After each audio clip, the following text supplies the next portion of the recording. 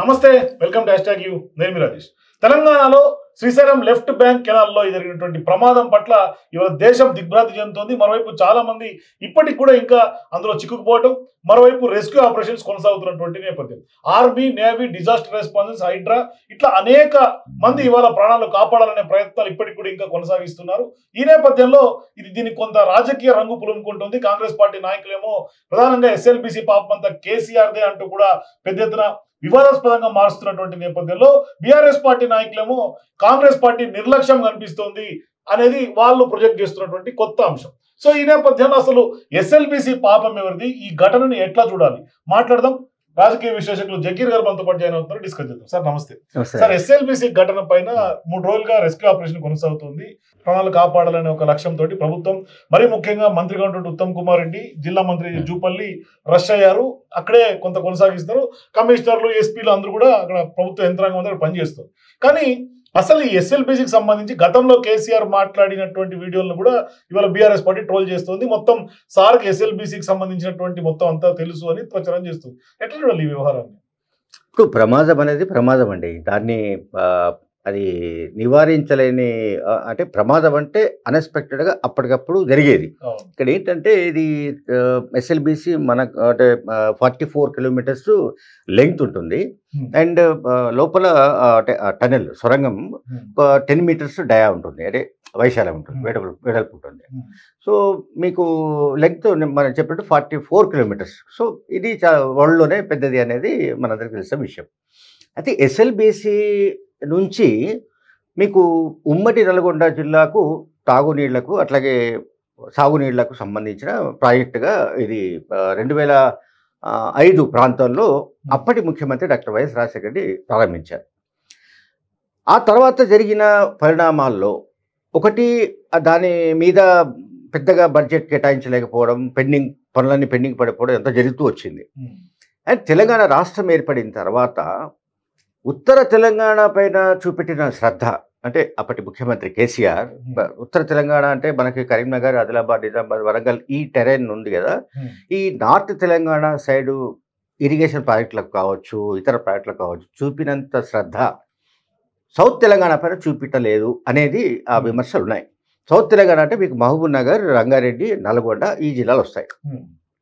అయితే రెండోది ఇంకొక పాయింట్ ఏంటంటే, అటు గోదావరి నార్త్ తెలంగాణ సైడ్ ఉంటుంది, ఇటు సైడ్ కృష్ణా ఉంటుంది, కృష్ణా ఉంటుంది. సో కృష్ణా పైన ప్రాజెక్టుల నిర్మాణంలో విషయంలో కేసీఆర్ చాలా దారుణంగా విఫలమయ్యారు, లేకపోతే ఆ ప్రాజెక్టుల నిర్లక్ష్యం చేశారన్న ఎలిగేషన్స్ చాలా రోజులుగా కాంగ్రెస్ పార్టీ చేస్తూనే ఉంది. ఇప్పుడు ఇక మనం ఈ యాక్సిడెంట్ విషయానికి వద్దాం. ఇక్కడ ఏం జరిగింది అంటే రకరకాల కారణాలు ఉన్నాయనుకోండి. అంటే అక్కడ ఏదైతే పైకప్పు కూలింది ఒక పర్టికులర్ పాయింట్ దగ్గర, అంటే 14 కిలోమీటర్స్ దగ్గర ఒక మైలురాయి దగ్గర కప్పు కూలింది. ఆ కప్పు కూలిన సందర్భంలో ఆ క్షణాలు దాదాపు 50 మంది దాకా ఉన్నారు. సో 50 మంది ఉంటే అందులో దాదాపు 42 మెంబర్స్ బయటకు వచ్చేసారు సేఫ్గా. సో రిమైనింగ్ 8 మెంబర్స్ చిక్కుకున్నారు. సో ఇప్పుడు అక్కడ మట్టి అండ్ బురద వీటన్నిటినీ తోడాల్సి ఉంది బయటికి. అందువల్ల ఇన్సిడెంట్ జరగగానే మంత్రులను అప్రమత్తం చేసి అక్కడికి పంపించడం, ఉత్తమ్ కుమార్ రెడ్డి లాంటి సీనియర్ మంత్రిని పంపించి సీఎం ఎప్పటికప్పుడు మానిటర్ చేస్తున్నారు. దీనిపైన ప్రధానమంత్రి మోడీ కూడా సీఎంతో మాట్లాడాడు, రాహుల్ గాంధీ మాట్లాడారు. అట్లాగే సెంట్రల్ గవర్నమెంట్ నుంచి కూడా ఆర్మీని పంపించారు. ఇప్పుడు army, navy and central disaster ఉంటుంది కదా రెస్పాన్స్ ఫోర్సు, అట్లాగే ఎస్డిఆర్ఎఫ్ అంటే మన స్టేట్కి సంబంధించి ఇవన్నీ కూడా పనిచేస్తున్నాయి. వీటితో పాటుగా ర్యాట్ మైనర్స్ అని కూడా కొత్తగా రంగంలోకి గుర్తించారు. చాలా రకాల వ్యవస్థలన్నీ కూడా అప్రమత్తం చేసి అవన్నీ కూడా పనిచేస్తున్నాయి. ఎందుకంటే ప్రాణాలు ముఖ్యం. అక్కడ మనుషులు 8 మంది ఉన్నారంటే వాళ్ళు సజీవంగా ఉన్నారా లేదా, వాళ్ళ ఆచూకీ ఏమిటి అనేది ఇప్పటికీ మనకు మిస్టరీగా ఉంది. అంటే వచ్చినటువంటి వీడియోలు చూస్తుంటే లోపల కేకలు వేస్తుంటే కూడా రెస్పాన్స్ అయితే రావట్లేదు. అదే వీళ్ళు వాళ్ళ పేర్లు పెట్టి పిలిచినా, ఇంకో రకమైన కేకలు వేసినా లోపల ఎవరైతే చిక్కుకున్నారో, డెబ్రీస్లో ఎవరైతే చిక్కుకున్నారో ఆ శిథిలాల నుంచి వాళ్ళ వైపు నుంచి రెస్పాన్స్ లేదు. సరే, లేకపోయినప్పటికీ కూడా మనము పాజిటివ్గానే మాట్లాడాలి. అంటే వాళ్ళు బతికి వస్తారు అనేది. ఎందుకంటే దాదాపు మనకు ఉత్తరాంచల్లో ఉత్తరాఖండ్ ఉంది కదా, ఇప్పుడు మన ఉత్తరాఖండ్ రాష్ట్రంలో ఇటువంటిది ఒక మైనింగ్లో ఇష్యూ జరిగితే 17 రోజుల తర్వాత బయటకు వచ్చారు. అప్పుడు 20 మంది 22 మంది నాకు గుర్తులేదు. సో ఇటువంటి ఇన్సిడెంట్స్ జరిగినప్పుడు రెస్క్యూ ఆపరేషన్స్ చాలా ముఖ్యం పాలిటిక్స్ కంటే కూడా. ఇప్పుడు దీంట్లో కేసీఆర్ వైఫల్యం ఎంతుంది, లేకుంటే కాంగ్రెస్ ప్రభుత్వం వైఫల్యం ఎంతుంది, అట్లాగే రేవంత్ రెడ్డి ముఖ్యమంత్రిగా అక్కడికి ఎందుకు వెళ్ళలేదు, ఓకే, ఇవన్నీ కూడా పొలిటికల్ గా మైలేజ్ పొందడం కోసం ఒక పార్టీ పైన ఇంకో పార్టీ బురద జల్లే పనులన్నీ మానుకొని, నన్ను అడిగితే ఇప్పుడు కేసీఆర్ చాలా ఎక్స్పర్ట్ అండి, ఇరిగేషన్లో ఎక్స్పర్ట్, ఆయనకు తెలియదు లేదు, ఆయనకు తెలియని విద్య లేదు. అటువంటప్పుడు ఈ ఇన్సిడెంట్ జరిగిన సందర్భంగా నేను చెప్పేదంటే, ఆయన అంతకుముందు 2016లో అసెంబ్లీలో ఈ ప్రాజెక్టు గురించి మాట్లాడుతూ ఇది అనవసరమైన ప్రాజెక్టు, కాంగ్రెస్ పార్టీ అనవసరంగా టేకప్ చేసింది అంటూ కూడా ఆయన విమర్శలు గుప్పించాడు. అప్పుడు పవర్ పాయింట్ ప్రెజెంటేషన్ ఇచ్చిన ఇరిగేషన్ ప్రాజెక్టుల మీద దాన్ని ఇప్పుడు ట్రోల్ చేస్తున్నారు. అంటే ఆనాడే కేసీఆర్ కనుక్కున్నాడు, రైట్, ఓకే. అయితే ఇప్పుడు నేనేమంటున్నానంటే, ఇప్పుడు అక్కడ కప్పు కూలింది, 8 మంది ప్రాణాలు గాల్లో ఉన్నాయి.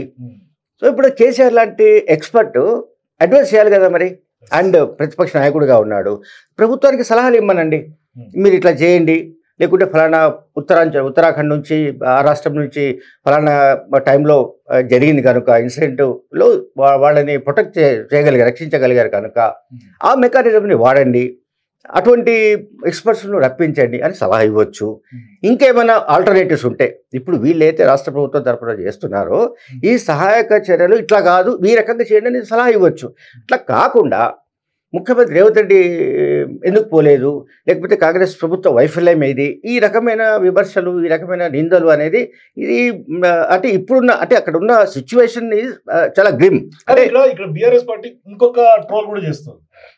మంత్రిగా ఉన్నటువంటి కోమటిరెడ్డి వెంకటరెడ్డి అదృశ్యం అయ్యాడు, ఆయన దుబాయ్లో ఎంజాయ్ చేస్తున్నాడు. ఆయన గతంలో డిమాండ్ చేసినటువంటి నల్గొండ కోసం డిమాండ్ చేసినటువంటి ప్రాజెక్టు ఇవాళ ఇంత ప్రమాదం జరిగితే కోమటిరెడ్డి వెంకటరెడ్డి ఎక్కడ? కాదండి, ఇప్పుడు అదే నేను చెప్తున్నానండి, కోమటిరెడ్డి వెంకటరెడ్డి ఎక్కడున్నాడు, ఆయన ఎందుకు పోలేదు, సీఎంగా ఆయన ఎందుకు పోలేదు, ఇది కాదు ఇక్కడ అసలు సబ్జెక్టే కాదు. అది ఇరిగేషన్ మంత్రిగా ఉన్న సీనియర్ మంత్రి, అంతకుముందు మంత్రిగా కూడా పనిచేశారు. ఇది రాజశేఖర రెడ్డి గవర్నమెంట్లో కూడా మంత్రులుగా పనిచేసిన వాళ్ళు మన దీంట్లో ఉన్నారు. ఇప్పుడు ఏది రేవంత్ రెడ్డి క్యాబినెట్లో బట్టి విక్రమార్క కావచ్చు, కోమటిరెడ్డి వెంకటరెడ్డి కావచ్చు, ఉత్తమ్ కుమార్ రెడ్డి ఇట్లాంటి వాళ్ళు ఉన్నారు. సో ఉత్తమ్ కుమార్ రెడ్డి లాంటి సీనియర్ మంత్రిని ఎందుకు పంపించాడు రేవంత్ రెడ్డి అంటే, ఆయనకు విషయాల పట్ల అవగాహన ఉంటుంది, అండ్ అధికార యంత్రాంగంతో అవసరమైతే కేంద్ర ప్రభుత్వంతో కూడా మాట్లాడడం చేయడం ఇదంతా కూడా చేయగలరనే ఆయన పంపించారు. మరి కోమటిరెడ్డి వెంకటరెడ్డి మీద విమర్శలు చేయడం, ఆ ప్రాజెక్టును దాన్ని సాధించిన వ్యక్తిగా కోమటిరెడ్డి వెంకటరెడ్డికి ఒక పేరుంది కనుక ఆయన ఇన్సిడెంట్ జరగగానే అక్కడికి వెళ్ళిపోవాలి, లేకుంటే సీఎంగా వెళ్ళిపోవాలి. ఈ రకమైన విమర్శలు ఇవి సరైనవి కావు అనేది ఒకటి. రెండోది, కాళేశ్వరం సంబంధించిన 10వ ప్యాకేజ్ అంటే అది ఎక్కడంటే రాజన్న సిరిసిల్ల జిల్లా అంటాం కదా మనం, సిరిసిల్ల జిల్లాలో అది దాని పేరు తిప్పాపూర్ అనే పాయింట్ విలేజ్ దగ్గర ఆ ప్యాకేజ్ సంబంధించిన దాంట్లో కప్పు కూలిపోయి 7 చనిపోయారు. ఓకే, కొంతమంది గాయపడ్డారు. ఈ చనిపోయిన వాళ్ళందరూ కూడా ఇప్పటిలాగానే ఇప్పుడు కూడా వేరే రాష్ట్రాల వాళ్ళు ఉన్నారు చెప్తున్నారు ఈ దీంట్లో చిక్కుకున్న వాళ్ళు. అప్పుడు కూడా చనిపోయిన వాళ్ళలో ఒకరు తెలుగు వ్యక్తి, మిగతా వాళ్ళందరూ 6 కూడా జార్ఖండ్, ఛత్తీస్గఢ్, అసోం లాంటి రాష్ట్రాలకు సంబంధించిన కూలీలు. ఇక్కడ నేనేం చెప్తున్నానంటే, ఆ కూలీలు ఏ రాష్ట్రానికి సంబంధించిన వాళ్ళు అనేది కాదు ఇక్కడ ఇంపార్టెంట్, వాళ్ళ ప్రాణాలు ముఖ్యం. అట్లాగే నేను అందుకే కాళేశ్వరంలో ఆ ప్యాక్ ఇప్పుడు 2017లో జరిగింది, అంటే 8 ఏళ్ల క్రితం ఒక ఇన్సిడెంట్ జరిగింది. దాన్ని ఇప్పుడు ఏం చెప్పాలి, వీళ్ళు చాలామందికి తెలిసి ఉండకపోవచ్చు ఇన్సిడెంట్, నాకు తెలుసు కనుక చెప్పగలుగుతున్నా. 2017లో ఇక్కడ ఒక ఇన్సిడెంట్ జరిగింది, 7 చనిపోయారు. ధర్మారం అనే ఒక పాయింట్ దగ్గర అక్కడ ఒక ఇన్సిడెంట్ జరిగితే అందులో 5-6 ఇంజూర్ అయ్యారు.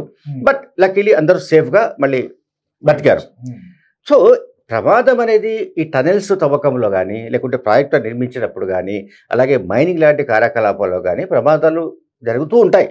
దాన్ని మనం ఇప్పుడు మేడిగడ్డ పిల్లర్ కుంగిపోయింది, ఎందుకు కుంగిపోయింది ఏమిటి అనేది కాదు, ఇక్కడ కుంగిపోయింది రైట్. ఇప్పుడు దాన్ని ఎట్లా మనము రికవర్ చేయాలి, దాన్ని ఎట్లా రిపేర్ చేయాలి, మళ్ళీ దాన్ని ఎట్లా వాడకంలో తీసుకోవాలి పాయింట్. కానీ కాళేశ్వరం బాహుబలి ప్రాజెక్ట్ లాంటిది ఏషియాలోనే పెద్ద ప్రాజెక్ట్, అక్కడ కూడా మోటార్లని కూడా వర్షాలకి మునిగిపోయి మొత్తం అంతా. అదే సార్ నేను చెప్పేది ఏంటంటే, మోటార్లు నీళ్ళలో మునిగిపోయినా, లేకుంటే ఇప్పుడు నేను చెప్పినట్టు 2017లో ఫలానా చోట ఇన్సిడెంట్ జరిగిందని చెప్పినా, అది ఇవన్నీ కూడా ప్రమాదాలు అనేవి జరగకుండా చూడాల్సిన బాధ్యత ఉంటుంది. అండ్ కొన్ని ఏమో అనివార్యంగా అంటే నేను సింగరేణి కాలనీస్ ప్రాంతానికి సంబంధించిన కనుక నాకు తెలుసు మైనింగ్లో ఎట్లా జరుగుతాయి ఏంటి ఇవన్నీ తెలుసు నాకు.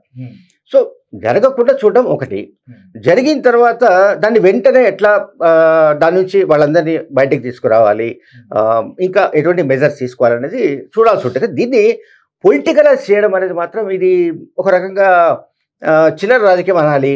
లేదంటే ఇప్పుడు కేసీఆర్ భాష ఒకటి ఉంటుంది, కురస బుద్ధి అంటాం మనం. ఆయన అంటాడు కురస బుద్ధి అంటే చాలా సంకుచితమైన మనస్తత్వం అని. ఇప్పుడు మనం ఎవరిని నిందించాలి? సో బీఆర్ఎస్ పార్టీ చేయవలసింది ఏంటంటే నేను ఇంతకు చెప్పినట్టుగా వాళ్లకు ఈ గవర్నమెంట్ విషయంలో ఎన్ని విమర్శలున్నా, ముఖ్యమంత్రి రేవంత్ రెడ్డి అంటే నచ్చకపోయినా ఈ ప్రమాదంలో చిక్కుకున్న వాళ్ళు బయటకు ఎట్లా తీయాలి అని వీళ్ళ దగ్గర ఏదైనా ఒక రోడ్ మ్యాప్, ఒక ప్లాన్ ఉంటే అది గవర్నమెంట్కు they can send. Thank you sir. So ఇది ఖచ్చితంగా సొరంగ రాజకీయం చేయడం కరెక్ట్ కాదు, కురుస రాజకీయాలు, చిల్లర రాజకీయాలు కరెక్ట్ కాదు అనేది జకీర్ గారి అభిప్రాయం. సో మీరు కూడా ఈ రాజకీయం, సొరంగ రాజకీయం అంటే ప్రమాదం జరిగిన దాన్ని ఇవాళ రాజకీయాల్లో పెద్ద ఎత్తున హాట్ టాపిక్ గా మార్చడం, విమర్శలు చేసుకోవడం, కాంగ్రెస్ బీఆర్ఎస్ మధ్య బ్లేమ్ గేమ్ అనేది కరెక్ట్ కాదు అనేది స్పష్టంగా తెలుస్తుంది. మీరు కూడా మీ అభిప్రాయాల కింద కామెంట్స్ లో తెలియజేయండి. For more please watch.